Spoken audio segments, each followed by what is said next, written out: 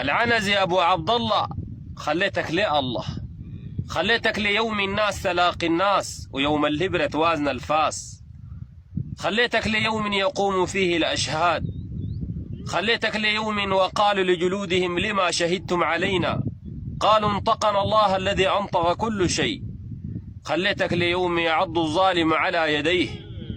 خليتك في يوم لا ينفع مال ولا بنون إلا من أتى الله بقلب سليم. خليتك في يوم كان مقداره 50,000 سنة. خليتك في يوم لا تخفى على الله منهم خافية. وهذا دعائي عليك في الصباح وفي المساء وبعد كل صلاة، وأنا أسأل الله أن يريني فيك يوما أسودا كيوم عاد وثمود. أيها الظالم.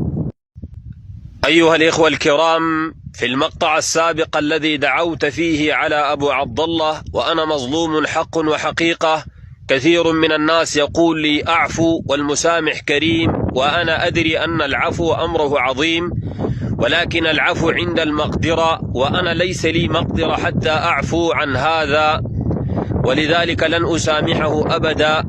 ولو كل واحد منا ظلم رفع مقطعا ودعا على صاحبه لقل الظلم بين الناس، ولكن كل منا من ظلم يسكت ولا يتكلم.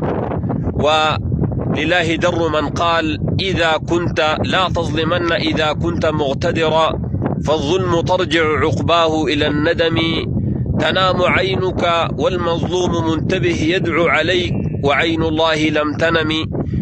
فأنا لم أرجو شيئا من أحد، وإنما رفعت شكوتي إلى الذي رفع السماء من غير عمد وبسط هذه الأرض على ماء جمد. ولا أرجو فلوس من أحد، لا سوداني ولا سعودي ولا غيره، وإنما شكوت للواحد الأحد، ولن أعفاه ولن أسامحه أبدا، وهذا حق من حقوقي، فإن شئت عفوت وإن شئت أبيت، وأنا أبيت لن أسامحه أبدا.